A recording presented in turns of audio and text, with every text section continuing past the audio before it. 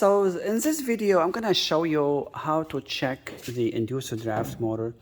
As you see, I already hooked the probes of the multimeter. I put it to voltage. Now, as you see, I have a plier. I will show you in a minute how it stripped the wire without cutting it. So you can have the probes on it. Other way is you can put the other probe like a needle shape in here to check if there is power. Now I'm gonna check if this thing is working. So I'm gonna disconnect it. Let's say there's no motor, and I wanna just make sure there's power coming here. So basically I'm gonna jump R and W, right? So let's see. So as you see, the first thing the controller will do will send 120 volt to the inducer motor. This is the first step, or second after the thermostat. Of course, thermostat will call for heat. The second step will be the inducer motor. So now you check there's power, so we are good. Now, if you have power coming to the inducer motor and it doesn't work, you know there's something wrong with it, okay? So this is one thing. I'm gonna show you also how to check ohms. If there's power and you wanna see if the ohms inside are if the reading is good.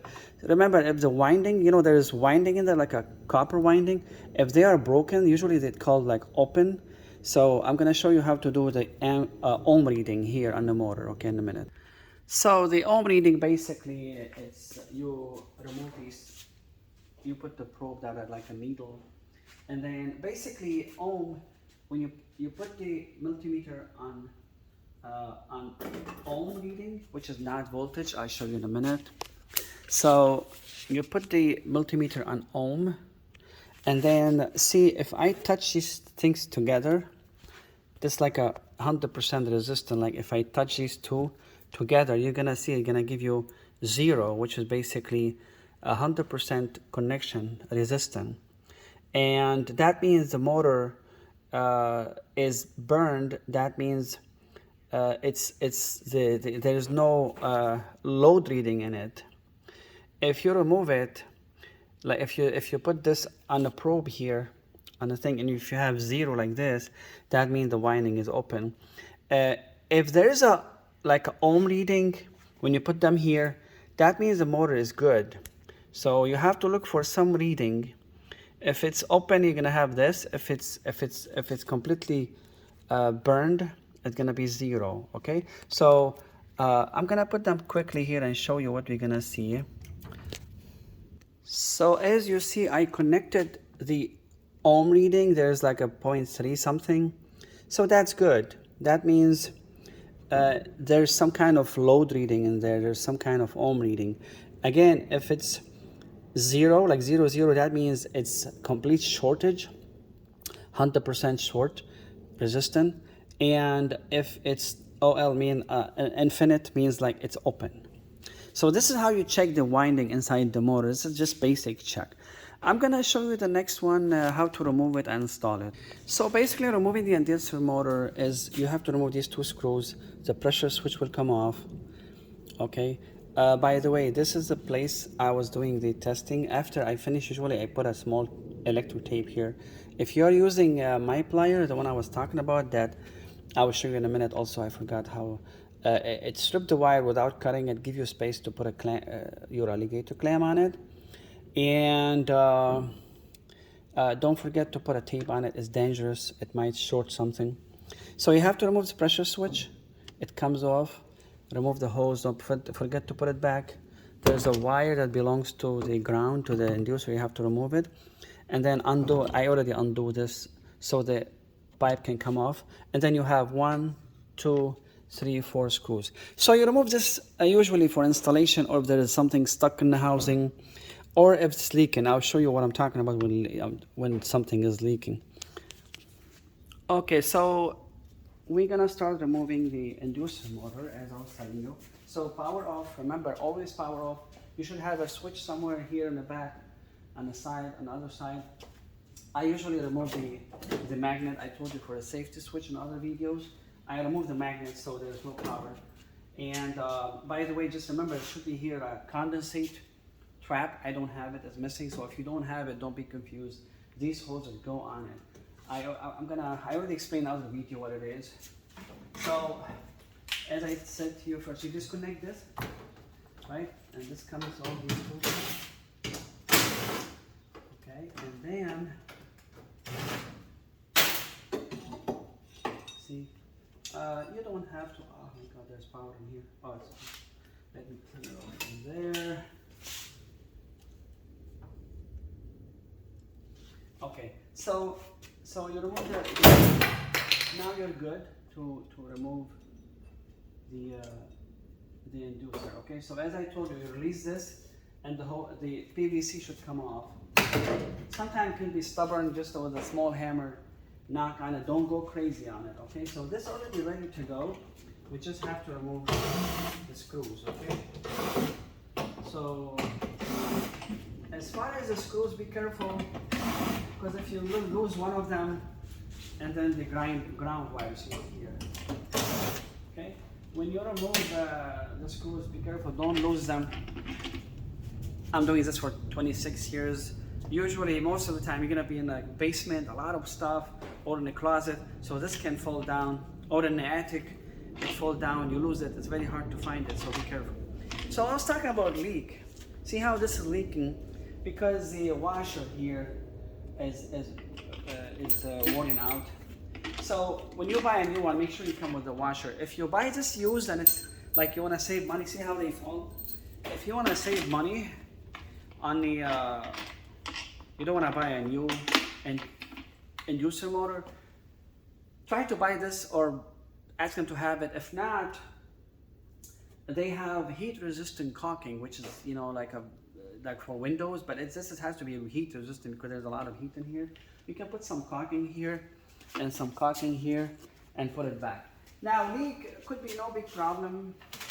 A lot of them have leak, but the problem is if the leak is too strong, you might be losing negative pressure. So instead of the inducer motor sucking the heat, the fume from the bottom of the burners really strong, it might be leaking from here too. So it might be sucking some heat from here. So basically it will weaken the overall negative pressure, okay? So the only time you remove this, if there's something stuck in here, if you think there's a bird in there, again, bird can come in here. Yeah, I have seen many birds in many furnaces within the years. Bird is looking for a warm place in the winter, they go into the chimney. If you don't have a rain cap, it's anti or is bird resistant or mice resistant, bird can come in here and they keep going down the chimney and then they keep going, or they keep going in the pipe. They think they're gonna find a way to get out and they stuck here and eventually they will die. Sometimes you can smell the dead body. So you put it back, same thing, make sure the screws are in there, and then you put it like this, right? And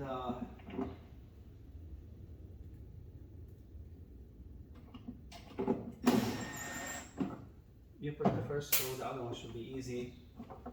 And again, don't go crazy. Tighten with this as much as you can, but don't go crazy yet. Just a little bit. And then grab the other one, which is a small screw, and you do hand tight. Just a kick, and that's it. Don't go crazy. Like that. That's it. Okay. If you don't watch the drill speed and you go crazy, you're gonna strip it. You're gonna break it. Because remember, it's not a steel. This is a PVC. So eventually, if you don't pay attention, especially if you have a bigger drill, powerful one, man, you're gone. You're gonna damage it. So I always recommend to go as all the way to the end, and then slow down, and then do a hand tight. Okay, because this doesn't need really a lot of tension. It doesn't need a lot of. And then you put the pipe back into place.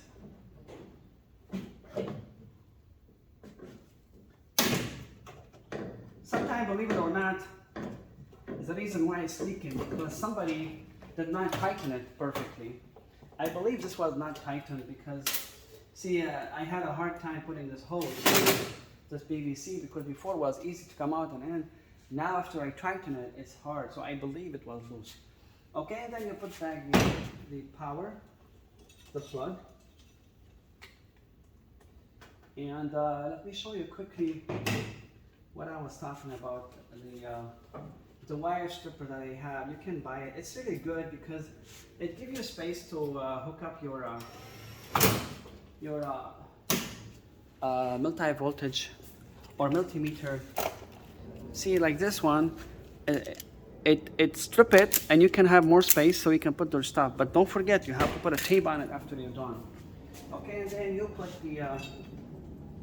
the pressure switch back, right? Which is easy. You just put it here.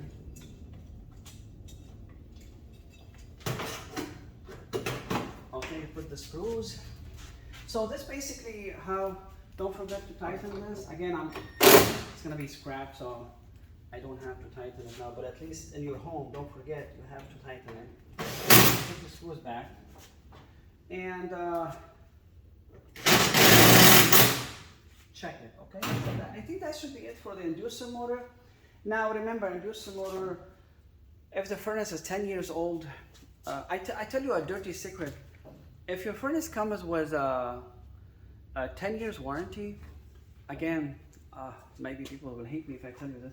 If your furnace comes with 10-year warranty, talk to your technician. If you know, if he's your friend, tell him, hey, why don't you grab me a new furnace? I pay you for your labor.